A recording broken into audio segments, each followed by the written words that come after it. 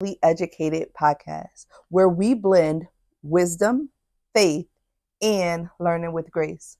I'm your host, Carmella Carter, and I have sitting with me this morning is Mr. Marvin Carter, my husband. I felt like, why not have him as the first guest on my podcast? Thanks, babe. Welcome. He's been an educator for forever and has an awesome story in education that I felt like the world just needed to know. So, you ready to do this? I'm ready as we're gonna get. Here we go. Let's see if I remember this. Yes, okay. All right. So, Mr. Marvin Carter, Miss Carmella can you Carter. share a little bit about your journey to education and what led you to where you are today? Yeah. So, like I said, my name is Marvin, or she said my name is Marvin, and I've been in education since about 2013, and it's been really just an interesting journey. But it started when I was in 2007. I went to Seton Hall University in upstate New Jersey, East Orange. Go Pirates! And I remember being there, and there was the president of the institution. His name was Monsignor Sheeran, and Monsignor Sheeran used to walk around and shake everybody's hands and get to know the parents and the children. I remember I was standing in the gymnasium at the time, where the track and field was, and he came up and he asked me, talked to my mom, talked to my dad, and he says, "What's your name?" I said, "My name is Marvin." He shook my hand. He goes, "Oh, are you an athlete here?" I said, "Yes," because I think I had something athletic on. I said, "Yes, I'm running track." And he says, "Oh, okay, well, we're really glad to have you." It was shortly after that, maybe about a couple of months, when Senior Sharon used to walk the grounds. And he saw me and he said, "Hey, Marvin, how's track and field going?" And at that moment, I felt like the world was so small. It felt like it was just me and him. Like he knew me and I knew him, and he was looking out for me. And it was just a wonderful experience to just feel like the president of the institution cared enough to know my name, cared enough to know how track and field was going, cared enough to inquire about education. And so I wanted that same experience, which is why I pursued education in the first place. Wow, that's awesome. So, one person made an impact on your life so much so that you said education is where I want to be. Is that why you chose higher education? Because this happened Yeah, inside of an that's institution. a good question, right? Okay. Because as you were talking, I said, maybe that's not the first area. Like I wanted to be a gym teacher originally. Okay. Yeah, because I wanted to play dodgeball all day. I wanted to play games all day. Um, How old were you when you wanted to play games all I day? mean, I was 16, 17, 18, right? Typical. But I had been working also in a summer camp. Okay. And at first I was the gym teacher or whatever, and I got in a lot of trouble because playing dodgeball, uh, I wanted to be Randy Johnson, and I would be throwing the ball as hard as I could at fourth, fifth, sixth graders, to the point that people were getting injured and going to the nurse's office. There was a lot going on at that time of my life, and so I got moved out of the gym, and I eventually became a fourth grade and fifth grade counselor. Okay. And there were other people who wanted to go into education, but I wasn't interested in that. I just wanted to get the kids around, keep them safe. And I remember there was a camp counselor whose name was Mike, and Mike used to yell at his kids. He used to just yell like, "Get in line! Everybody needs to sit down." And I remember the first day of camp, I would go up to my kids and I'd say, "Listen, you're a fourth grade. You're going to be adults. All right. So we're going to treat you like adults." I said, Right. "I'm not yelling at you because I don't want anybody yelling at me." And that's kind of how we did it. So Wow. I would get in front of the line, I would stand there quietly, and the kids in the front would tell the kids in the back, "Hey, you got to be quiet. We're here."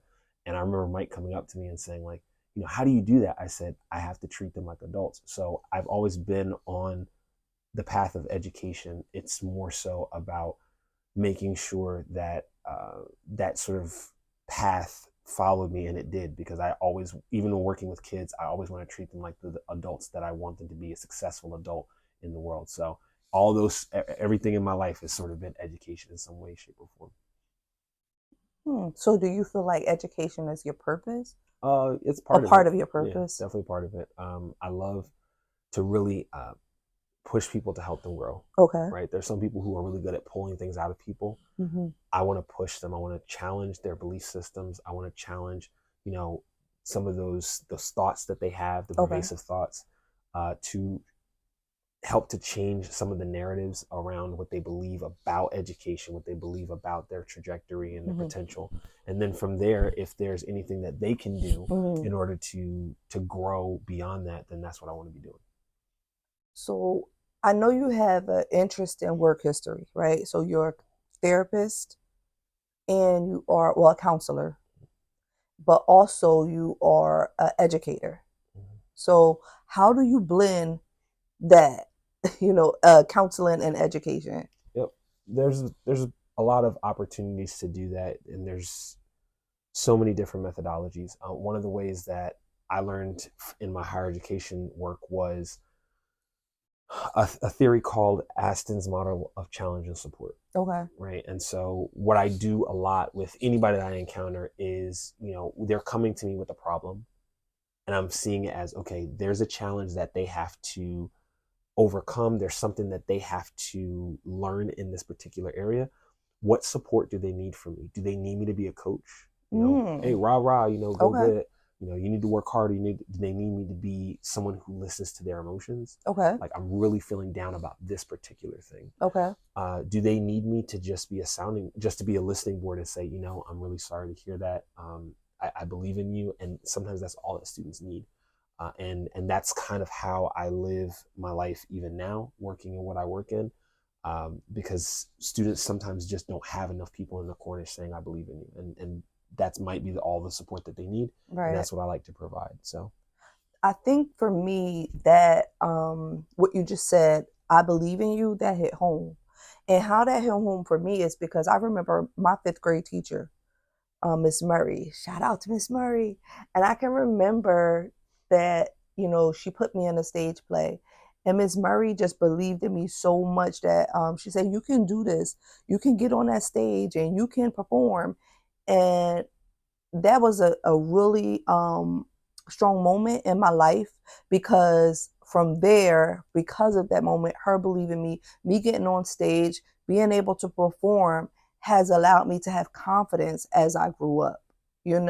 So is there somebody in your life that, I know it's hard to point to one particular person, but if you can think of any of your educator friends or any of your educator people that has said to you, Marvin, I believe in you. oh man, I don't know who's going to see this. So let me go ahead through all of them, starting kindergarten. No, no, no, no, it does. Okay, do Okay, what you I'm not gotta gonna do. start in kindergarten. Okay. There was a teacher. He was one of the only male teachers that I had back in second or third grade. His name was Mr. Bertsinger. Mr. Bertsinger used to be like, Marvin, you can be the smartest. He taught me how to do different things. He wanted to put me in his advanced classes. That was awesome. Fourth grade, Mrs. Tazi, she was my social studies teacher. I used to love just kind of sitting in her class. It gave me a love for history. Okay. Miss Nimsef, who was my nemesis. And if you ever see this Miss Nimsef, I want you to know that you pushed me with all of your reinforcement, positive and negative. So thank you. But Miss Nimsef, she was so hard on me to the point that I remember she was one of the first teachers I ever thought hated me.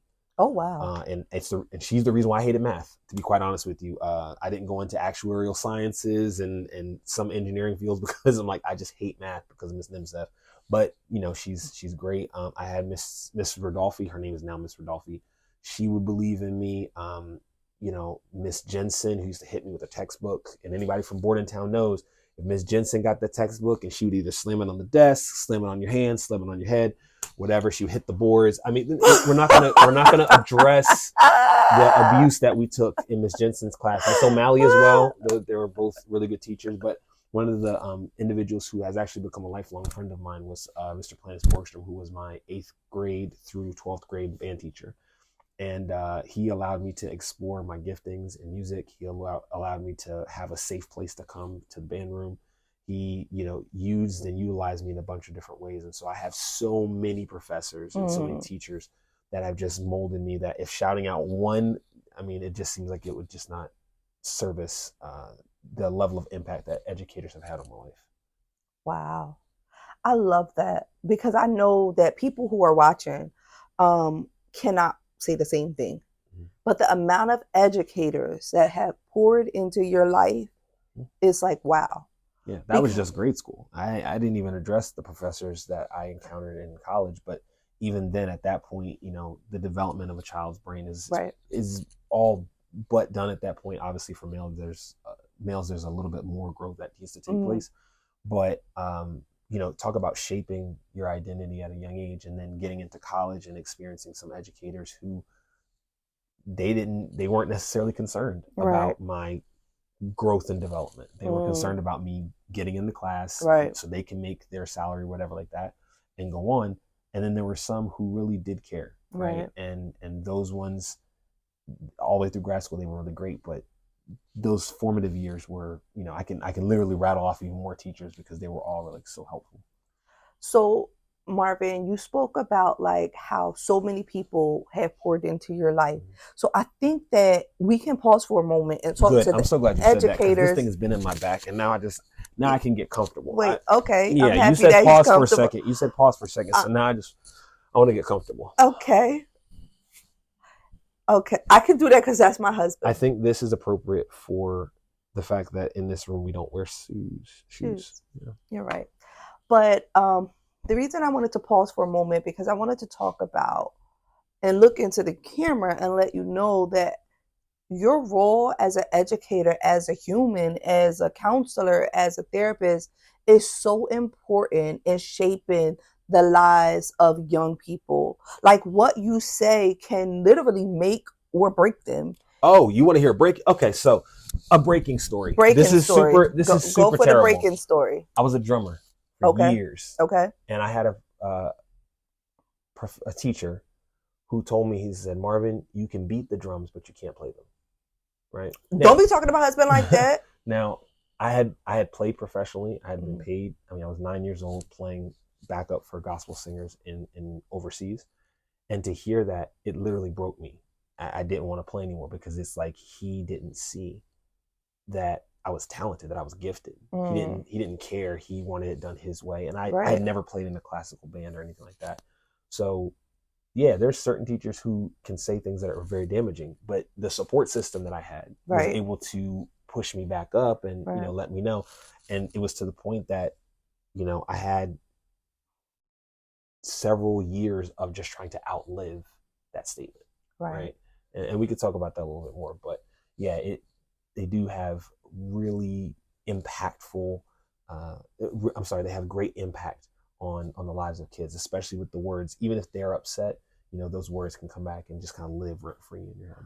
But I feel like we have to be careful because you said you had great support system, right? Well, some children don't have that, right? When they go home. So when an educator says to them something negative, like what your educator said to you, you can beat the drums, but you can't play the drums, right? Had you not had that support system, who knows? You wouldn't have never been able to go on and do all the great things you've done in drumming, So I just wanted to let the educators and just people in general who's watching is that be careful what you say to children because those seeds can sometimes grow up and have a whole tree. And then now the child got to cut down the tree as an adult to get to the root. Absolutely. So that they can really live out their purpose. Absolutely. How has faith played a role in your life as an educator? When I read this question, I was tempted to just pull scriptures and go into just the origination of the seed and I was getting ready to go into a whole sermon series, but it's interesting because we don't typically associate faith in the educational space. And it's something that Dr. Jamal Bryant's sister, whose name I cannot remember at the moment, she talked about how do we merge counseling and faith. And I think more needs to be said about how we merge education and faith. I think there are so many educators who silently slip faith and faith statements and belief into their work. Right? They might say things like, you have to believe that there's something else out there that wants you to go on to be something great, giving them a purpose, whatever have you. And I think because there's so many teachers sort of slipping faith into conversations, some of these students are being encouraged and empowered by a force, by a godly presence that they would not have otherwise encountered. For me, how does it play in? Number one, it's how I show up, right? Because we all know, many who are watching this, we've all seen individuals who profess faith and then they go and do everything outside of it, Okay. right? And that's the same for educators. If you're professing faith, but then you're in the classroom being negative, being surly, being whatever, there's a large chance that you're not necessarily showing the tenets of your faith to someone who may be looking for some sort of. Sorry, I had to sneeze. Go ahead. That like going. Took over your body. Keep going. Students who are not necessarily looking for that affirmation, but they absolutely need it. And so it's important that we look at the tenets of our faith and say, you know, if I'm the only person who can show them the way according to what I believe, right? Am I doing that consistently every day? Am I doing that consistently with every student? Am I doing that with the people who are around me? When the staff members are around me, do they see a different version of me? Right. Because it's not just the students who you're educating, it's also the students who are watching you and what safe, healthy interactions look like in the workplace. Right. Right. So they may not have it at home, but they should at least be able to know that to students, to parents, to educators, to administrators, parents and students should be able to communicate in a way that is both respectful and empowering. So faith plays a huge part in guiding me in how I speak with anyone that I encounter, because if I don't do that well, then ultimately, as the Bible says, which is my faith system, that my faith is in vain. So I know, thank you for sharing that. I know a lot of our educators have faith, right?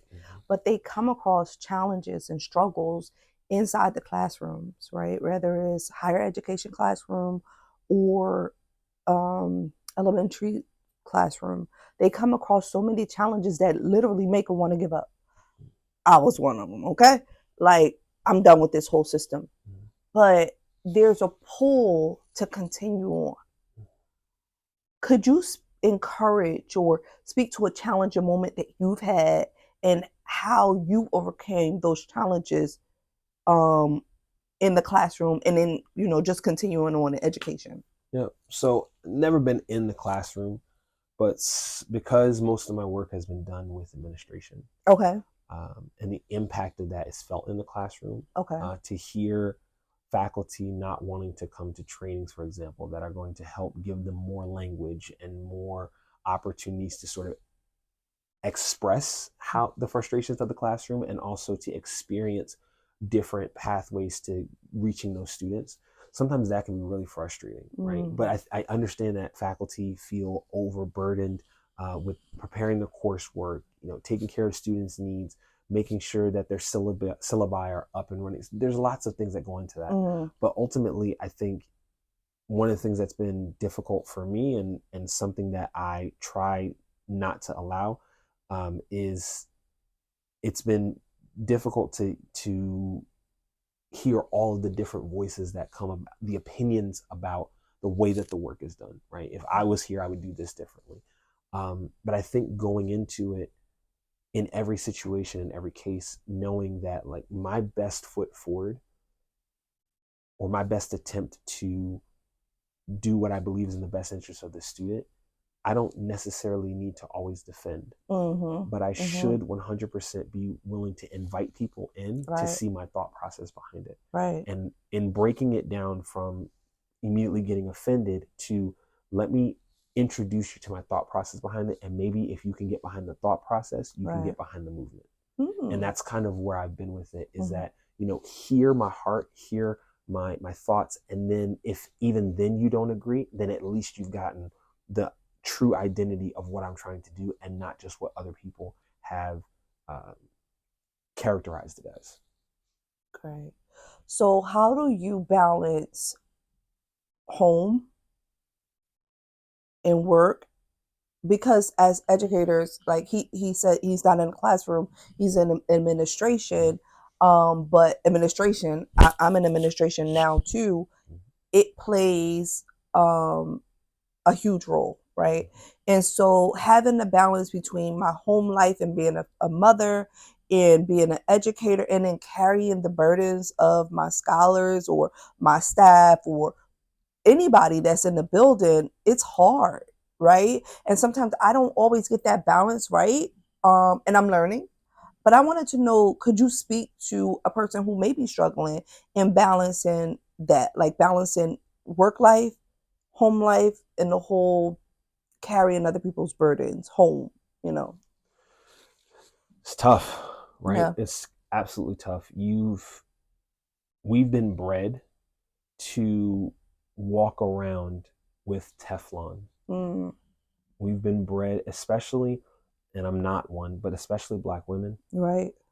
We've been putting upon and putting upon and putting upon uh, those individuals for a number of years to do, be, and perform Right. all of the time. But for me, I find it best to have guard systems guard systems in place Right. from the time that I leave the office to the time that I come home. Mm, Whether that means I'm listening to music or I'm listening to podcasts or I'm being able to catch up with a friend, I have to be willing to decompress. And right. sometimes decompression is not talking about work. Right. Sometimes decompression is just saying, today was not a good day, Right. and that be enough. I Right. think what most people look for is they look for an outlet to spill all of the struggles and spill all of the worries about the day. Mm-hmm. And that becomes really a lot for some people who they're the ones that pick up the phone, right? They're the Mm-hmm. ones that have to hear this every day, whether it's a mom, a spouse, whatever. But sometimes just saying it wasn't a good day is the air being let out of the proverbial balloon, Mm-hmm. because you're acknowledging today didn't go as planned, Right. right? There's a scripture in the Old Testament that essentially says, "I've given you enough strength for the day." Well, what do you do when you feel like your strength is depleted before you even get home, Child right? chicken. And so I lean on that. I lean on scripture like that and say, when I get home, there's a little girl who did not have the experience of my day. Mm, There's a wife who didn't have the experience of my day. There's other children who didn't have my experience of that day. If I need to tell them I need a second, that second or those minutes, whatever I ask for, is so important that I do the hard work and the right. hard work to be able to be who I need to be for them. Right. But if I'm coming home frustrated, and Right. I think a lot of us have experienced that even with Mm-hmm. our parents, Mm-hmm. uh, there's not rumors, there's old conversations that have happened about dads who come home frustrated from the day, frustrated because they couldn't get ahead and Right. beating on kids or berating the mom or berating the kids. And I don't want to do that for my kids. Right. I don't want to do that for my family. So when I come home, I really want to be able to show up for them. Right. So if my son comes home and he's having a hard day, I don't say, you think you had a hard day, you should hear about mine. No, it's an Right. opportunity for me to sit in the problem with him and show him, I had a hard day too. Let's Right. talk about your day. Let's talk about my day, and let's figure out what we could have done differently or what we Mm-hmm. can do differently moving forward. So I think decompression is 100% important. Being honest about your day, even if it was a good day, was there something that didn't go well? And if there was, did you give it your best shot? Did you shortchange yourself? Do you feel like anybody shortchanged you? Because that's half of the burden. Identifying where maybe the miscommunications happen. So Mm-hmm. tomorrow when you go in, you're either looking to solve a problem, continue towards a solution. You're looking to make new connections to help resolve some of those issues. But every day that you go into the building, it needs to feel like a fresh day. It doesn't Right. need to feel like yesterday was so bad that it just drags you through the rest of the week. And Mm-hmm. we've all had those, right? I try my best to give myself 24 hours with a problem, right? Okay. And if I have an issue on Monday, by Thursday, by Wednesday, it shouldn't be bothering me. Right. And if it is, then I haven't done the work that I need to do in the workplace. And then also, if you have spouses or someone in your home that you can talk to, sometimes it's necessary to just say, today wasn't a good day. And and hopefully your spouse is emotionally intelligent enough not to compare your day to their day, Mm-hmm. but to really just say, what was so bad about today, and just listen, because what you're asking for in that moment is not for them to compare and contrast. it's for them to for you to be heard, because maybe in that day you weren't heard. Right. So there's so many different things that show up for me, and I've seen this as a counselor, that need to happen between the time you leave work and the first interaction that you have at your home, that really is personal development. Mm-hmm. And without that, I think we serve a detriment to those in our household. Absolutely. So I heard a lot of things. I heard you say that you drive home with music, which is good. So or a podcast. Mm-hmm. So those music and those podcasts is just bringing your spirit, maybe ministering to your spirit, mm-hmm. right? You said that hopefully people have a emotional, mature enough spouse that when you want to release, they don't just release as well. They allow you to just release. And so I'm sorry, because I know there's been a lot of times that when you say I had a bad day, then I'm like, I had one too, so that's something. This isn't about us. I know, right. But it's okay. It is. It has to be okay. I have to be able to say that. And you said it. It's on recording now. Yeah, I know, because I wanted people to know that we don't always get it right. Oh, right? 100%. But these are some of the things that is good, right? And then another thing I heard you say is understanding that, like, separating work from home and your child vent. So those are good practical things that the listeners can take, tools to put in their tool belt. Another tool that I love to put in my tool belt is breathing techniques, right? Do you subscribe to breathing techniques? I mean, I subscribe to breathing techniques when I'm trying to run or work out or something like that. I don't do the 10 count, the 7 count. I don't do that stuff. Okay. I learned it a little bit later in my educational journey, so I don't employ them. Most of the time, if I need to release or something like that, I'll do one big one. Okay. Right. And just, let it out. Right. But I have done that when I've gone for half marathons and 5Ks and stuff like that. I'll do one big release. Sometimes I'll yell one time just to let everything, all the diaphragm, just all the air out at once, and then take that first deep breath in. And that's kind of the extent of it. I don't do breath work only because in my mind, I have other systems set up in place to help me sort of navigate that stuff. Okay. Well, don't speak against it, but I'm just saying. Yeah, that's fair. Yeah. I do breath work. Like I love breathing. I do like the box where it's like 4, 4, 4, 4. But I instituted it and I say like Jesus, Jesus, Jesus, Jesus. Like I spell Jesus out, just to include him in my breath work. Because sometimes that does help before you get into the house. Just like just breathe in, taking a moment to just breathe. Let's not discount. Right. Sitting in the car for 5 minutes once you get home. 5. Yeah. 15. Yes, I know. Sometimes just you scrolling. just need to sit in the car, right, and just not be responsible for anyone. Right. Right. I think it's the same reason why some men go to the bathroom, right? Mm-hmm. Because they don't have to be responsible for anybody. Mm-hmm. They just go and sit. Nobody bothers them. Nobody sit on that toilet. Right. And you let your legs go to sleep whatever. And so I think the purpose of that is because we don't have many spaces in our homes or spaces in our jobs where we're not required to have an answer to anybody or to have any level of responsibility. It can just be us. And for so many of us, we don't have that release. And without that, I think we burden ourselves. Okay. So I have two questions, final questions, but how could an educator recognize and embrace that they are graced and equipped for their assignment? One more time. How can an educator recognize and embrace that they are graced and equipped for their assignment?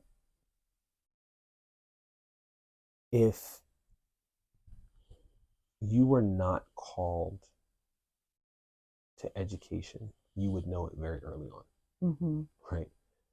The perseverance that you have, the renewed energy that you have is most important to keep in mind. And I don't like necessarily when people say, I do it for the kids, because while that seems very altruistic and so just confident and kind, The problem is that there's some days where it's the kids that make you want to leave, right? I think more importantly than that, there's a scripture in Colossians 3 and 16, I believe. It says, whatever you do in word or deed, do it all unto the glory of God. So sometimes the reminder of why we do it is more important than the who we do it for, right? I don't go to work to make other people like me. I do this because when they find out or when they hear me talk about God, I want them to say, oh, that makes sense now. Yeah, that tracks. I can understand why you're that way because this is the outcome that we get a consistent person. We get somebody who we can go to and talk to. We get someone we can send the students to. They see the consistency and it lines up with what they know about my faith system, right?